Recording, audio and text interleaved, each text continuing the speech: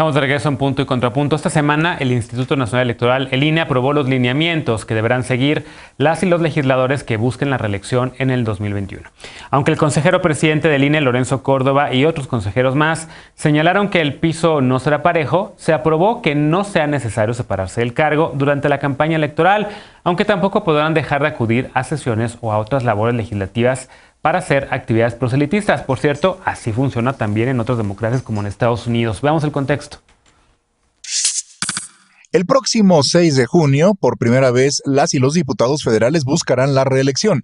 El Instituto Nacional Electoral aprobó los lineamientos que deberán seguir quienes busquen participar en las contiendas. Aunque en marzo pasado la Cámara de Diputados aprobó las reformas para que los legisladores pudieran ser reelectos, la discusión no llegó al Senado. Para solventar esta omisión, los diputados acordaron los lineamientos de participación. A más tardar, el próximo 22 de diciembre, quienes busquen la reelección deberán presentar a su partido, a la Cámara de Diputados y al INE una carta de intención. No será necesario pedir licencia ni separarse del cargo y contarán con su sueldo mensual y apoyos legislativos, además de los recursos de campaña que les proporcionen sus partidos. No podrán faltar a las sesiones ni a sus labores legislativas, ni deberán usar los recursos legislativos para conseguir el voto popular. Deberán ser postulados por el mismo distrito o circunscripción por la que fueron electos y por el mismo partido, aun cuando no sean militantes. Si el partido perdió su registro, cualquier otro podrá postularlos. Los partidos políticos de reciente creación podrán postular candidaturas en reelección, siempre que la persona a postular haya renunciado o perdido su militancia antes de la mitad de su mandato, o bien provenga de partidos políticos que perdieron su registro. Estos lineamientos aplicarán únicamente para el proceso electoral federal 2020-2021. Punto y contrapunto. Segundo tema a debatir esta noche. ¿Cómo lo ves, Martín? Decía yo que en Estados Unidos, pues si alguien, de hecho cualquiera de los cargos de los representantes que estén buscando la reelección o del tercio del Senado que cada 2 años están buscando la reelección, pues pueden estar con su cargo, siguen recibiendo su salario, van y hacen campaña. Pueden de repente faltar a sesiones, aunque siempre están en las sesiones de las votaciones más importantes. Así funciona la reelección en otros lados. Aquí está causando bastante ruido. Sí, también en Europa, por ejemplo, el Parlamento. Sí. Aquí está causando bastante ruido, creo, por dos cosas. Una, el Congreso no hizo su trabajo, otra vez. O sea, no regularon la reforma constitucional 2014, donde ya se constitucionaliza la reelección. Otra vez el INE está legislando y haciendo o colmando una laguna que no debería de colmar el INE. Esto es un problema legislativo. Y lo segundo, hay un vicio de origen, yo creo, por la historia mexicana, de la democrática, sí, que somos totalmente desconfiados, ¿no?, de cómo se van a ejercer los recursos. Hay un principio de equidad en la contienda que está en el 134 constitucional, pero también en el artículo 41, en donde pues, cualquier cuestión que no haya una cancha pareja o que pueda modificar o violentar o afectar la cancha pareja entre los candidatos, pues afecta la elección. Entonces, primero, el INE había recomendado a la Cámara de Diputados que se separaran. La Cámara de Diputados hizo caso omiso y ahorita el INE ya dice, ok, no se separen, pero no pueden hacer nada que sea ilegal. Pues qué bueno que dice el INE eso, pero el problema es que no está bien reglamentado cómo y hay una desconfianza enorme. Ahora, si me preguntas a mí, yo estoy de acuerdo con lo que dice el INE de que no se separen de su cargo. Nada más hay que fiscalizar bien y tienen que ser responsables, porque también hay otro principio, que es que los legisladores deben de terminar su mandato. Si los elegimos por 3 años, bueno, pues que terminen con los 3 años, como se hace en todas las democracias maduras, y que sepamos nosotros diferenciar cuando alguien está abusando de su puesto y cuando alguien está haciendo campaña. Claro. Ahora, esto, lo que aprobó el INE solamente aplica para los cargos federales, en efecto, para diputaciones federales. Por ejemplo, eso no va a aplicar pues para Laida Sansores, que quiere ir a buscar más bien de una alcaldía a una gubernatura. Entonces, ahí no aplicaría para ella, por ejemplo, este tema, ¿no? Sí va a tener que dejar su... Sí, o sea, no, porque es otro principio, pero yo creo que también, por ejemplo, a ver, el presidente de Estados Unidos no renuncia. Claro, entonces, sigue en funciones. Un cargo ejecutivo tampoco habría razón suficiente para no renunciar. Es el sospechosismo de que todos los políticos son corruptos. Claro. ¿Cómo lo ves, Ana? ¿Te gustan estas reglas del INE o es el INE, como dice Martín, legislando? Y que es una de las críticas que han salido mucho para varios temas, no nada más para este, también para el de sobrerepresentación y demás. Sí, a mí me gusta en términos de que, como bien señala Martín, el tema de que, a ver, si a ti te escogen para un cargo, tú tienes la obligación de terminar ese cargo. Yo creo que está bien que vayamos, que busquemos otros cargos, pero siempre que cumplamos con la obligación y que realmente haya un seguimiento y una fiscalización absoluta de que no estás utilizando los recursos del cargo actual para buscar el cargo que sigue. Ahí me parece que sí, o sea, yo observo muchos diputados, porque esto ya había pasado antes en la Ciudad de México, en otro momento. Ahorita todavía, como bien señalaste, estamos esperando a que el Instituto Electoral de la Ciudad de México pues salga y diga si se van a homologar los lineamientos del INE nacional o si aquí va a ser como viene la ley, que tienes que renunciar unos meses antes para poder irte a buscar otro cargo. Lo que estamos viendo, pues a mí me gusta, la verdad, que el INE esté haciendo las cosas que los partidos no hicieron. Ayer ustedes lo platicaban en el tercer grado y me gustó mucho la discusión en términos de que, a ver, el INE ahorita está cumpliendo las omisiones del legislativo o las omisiones de los partidos políticos. Ayer me parece que Denise señalaba justamente que no le pueden exigir a los partidos políticos no pueden autorizar el tema de la paridad de género para la hora de las convocatorias no cumplirlo, y que entonces es cuando tenga que entrar el INE, o que los diputados tuvieron que haber reglamentado eso, y ahora cuando no lo hacen porque no les conviene, porque ahora sus personajes más importantes pues solo son hombres según ellos y no hay mujeres en ningún lado del planeta para ponerlas como candidatas, que no quieren hacerlo, y es ahí cuando el INE tiene que entrar. A mí me gusta ese INE, aunque no le toque legislar, que mediante acuerdos y mediante lineamientos pues vaya presionando lo que tenga que presionar para que los procesos democráticos avancen. Entonces el tema del principio de paridad de género tiene que ser prioridad, como lo han señalado, para que los partidos pues lo cumplan.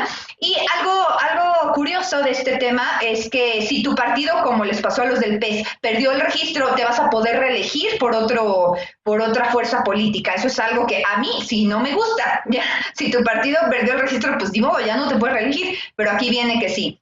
Entonces también señalar que, por ejemplo, respecto a los convenios de coalición, ya va a ser el 23 de diciembre cuando nos enteremos de cómo va a ser el juego en el 21. Así es, ese día por cierto es mi cumpleaños, pero bueno. A ver, ¿cómo lo ves, Alejandro? ¿Te gustan las reglas para la reelección o no? Fíjate que sí me gustan, me parecen razonables los lineamientos. No me gusta que el INE, una autoridad administrativa, esté legislando, pero creo que precisamente en este caso sí es producto de una omisión legislativa, claro. Y dados los plazos y la definitividad de las etapas, pues era necesario tener algunos lineamientos y para operar la reelección, que es algo absolutamente novedoso en el país, que se justifica porque se supone que van a ganar más conocimiento los legisladores, más conocimiento y profesionalización, pero también se van a esforzar más por rendir cuentas y buscar el voto de nuevo de la gente. Esa es la parte positiva de la reelección. Pero también creo que va a representar un desafío enorme para las reglas no escritas del sistema político, entre ellas la de la rotación de élites. Parte de la cohesión en los partidos se basaba en que si una persona en esta escalafón o en esta carrera no obtenía una candidatura en ese trienio, pues aspiraba o tenía la expectativa de que a la siguiente legislatura sí pudiera aspirar. Y aquí lo que puede pasar es un tapón, ¿no? Que una clase política, la actual, quede enquistada en los cargos y se impida que se refresquen estos espacios, estos órganos representativos, que fue, una regla no escrita que garantizó la cohesión. Vamos a ver cómo funciona ahora, pero yo creo que como toda democracia moderna, la reelección ayuda, los lineamientos son razonables, pero habrá que ver cómo es en su desempeño. Sí, y en efecto, pues sí, el INE tuvo que actuar ante la falta de definición por parte tanto del Congreso como de los partidos políticos que no acababan de dar las reglas claras, y que como bien dice Ana Estefanía, pues en Ciudad de México todavía no hay claridad, todavía no dicen qué es lo que va a pasar y cómo se va a arreglar el tema de la reelección legislativa. ¿A ti cómo lo ves? ¿Te gusta la reelección? ¿Te gustan estas reglas? Sí, me parece que el tema de las reelecciones es importante, y más en estos momentos de profesionalizar, digamos, la postura de los legisladores y las legisladoras, que es un buen momento para que México esté dando esa discusión y ese gran paso. A ver, más allá de que el Congreso no se haya puesto de acuerdo, primero el INE puso unos lineamientos, luego los diputados se aprobaron unas disposiciones internas porque obviamente no querían que el INE pusiera sus propios lineamientos. Es muy complicado pensar que quienes hacen las leyes, el INE o hacen las reglas, el INE les ponga otras reglas para el proceso de reelección. A mí me parece complicado incluso hablar en esos términos. Así que lo que hicieron en la Cámara fue una suerte de autorregulación, pero de todas maneras el INE incluso aunque no le correspondía en las disposiciones internas o meterse en las disposiciones internas, pues empezó a dar esa discusión y de ahí se abrieron 3 debates interesantes. Uno, efectivamente, es la separación del cargo. El otro es el tema de las plurinominales y de la mayoría, y de las que son de mayoría. Entonces, la discusión era si podían las personas que entraban por pluri ir por mayoría y si las personas de mayoría pudieran ir por pluri. La de la separación del cargo, el INE quería que existiera la separación del cargo, se ganó que no existiera la separación del cargo, después también se ganó, digamos, dentro de los puntos de discusión, que se pudiera ir o de mayoría o de pluri y que no importara. Y otro punto que se puso sobre la mesa, que ese ya es el más complicado, y que ahí pudiera entrar lo que tú decías de Laida, que se pudiera cambiar de distrito. Se proponía y se puso sobre la mesa la oportunidad de que se pudiera competir por un distrito y que también contara en esa suerte de proceso de reelección, y ahí el INE dijo que no, y bueno, ese fue el punto que se perdió. Es un poco lo que decías de la idea, que fueras, por un lado no es un distrito, pero que estuvieras en un lado y entonces te fueras por otro, y contara también de la misma manera, y entonces ahí se perdió. Es complicado porque faltan 16 días para las precampañas, no es cualquier cosa, y lo que ha pasado con el INE, incluso lo que ha pasado con el tema de la paridad, se ha hecho tan al vapor que parece que terminan anunciando disposiciones 3 días antes de que empiecen los procesos. Un proceso, o sea, más allá de que la intención sea buena en términos de la paridad, que se haya hecho al vapor, pues no beneficia a nadie. Las cosas rápidas no se hacen bien. Y creo que ese es el gran problema y esa es la gran queja de los partidos políticos. Faltan 16 días y el INE está metiendo la cuchara hasta el fondo porque sí están actuando como legisladores, no deberían actuar como legisladores. Ahora, el único punto en el que creo que el INE sí debería entrar, que además parece que también van a impugnar evidentemente, es en el de fiscalizar el uso de todo lo que tienen los legisladores y legisladores para la campaña. Van a ir a revisar oficinas, están pidiendo dirección de las oficinas que tengan, en qué se gasta el recurso. Digamos, va a ser muy meticuloso el uso del recurso público para el proceso de reelección y creo que ahí es donde va a estar el papel que jugará el INE. Fuera de lo otro, creo que sí es una confrontación medio complicada que da un debate entre quienes hacen las leyes y entre el INE, que ya se ha pasado demasiado de sus pseudo obligaciones que no le corresponden. A mí sí me parece que es un momento complicado y que de pronto podría estar mal hecho seguir metiendo la cuchara en un proceso que ya empezó, ¿no? Está a la vuelta de la esquina. Sí, ya, a nada de nada. Levantas, Ana, sí. Y luego Martín. Es que, a ver, es que no puede ser que salgamos aquí a decir que está mal lo que está haciendo el INE cuando gracias al INE es muy probable que tengamos la mitad de mujeres gobernadoras del país, y esto es mentira que lo están haciendo al vapor desde la mitad del año. Es más, desde el principio de años que el INE está emitiendo mensajes para que los partidos se pongan a chambear, y aquí es culpa de todas las fuerzas políticas. Todas las fuerzas políticas se han estado resistiendo para que esta clase de temas avancen. Entonces, si gracias al INE estos temas en paridad de género, muchas aspirantes a gobernadoras van a poder llegar, yo lo celebro. Sé que no es función del INE, pero si gracias a la presión que está ejerciendo este gran organismo que tenemos que defender las y los mexicanos, se logra la paridad en gobernaturas, creo que todos nos tendríamos que quedar calladitas, y más cuando tu partido no lo está impulsando, y tampoco el mío, y por eso lo he dicho, y no caemos bien, pero más cuando una de las grandes defensoras del tema de equidad de género es Kenia López Rabadán, una excelente panista senadora. Entonces, gracias al INE, y que sigan presionando, si con esto se logra, todos tendríamos que estarle dando las gracias al INE. Martín, estás diciendo que no. Entonces disolvamos el Congreso, vamos a disolver el Congreso y vamos a hacer una aristocracia en donde un grupo de notables de 10 personas hagan absolutamente todo. ¿Para qué queremos un Congreso con representación popular? ¿Para qué queremos una democracia? Mejor nos vamos a una oligarquía o algo así más o menos, es más, un tirano, mejor de una vez, un dictador. Que ya Lorenzo Córdoba, presidente populista de México. De una vez. A ver, nada más, otra cosa, la reelección creo que sí la tenemos que revisar.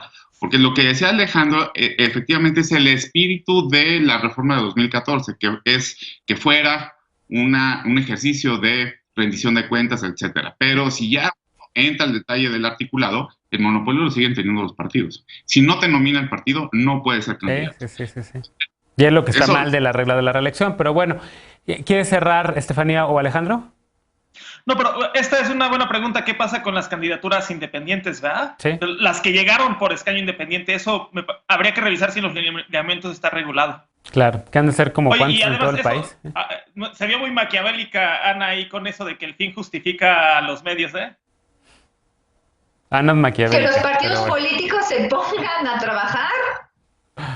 Bueno, déjame hacer una Morena pausa. Sí se comprometió con la paridad, ¿no?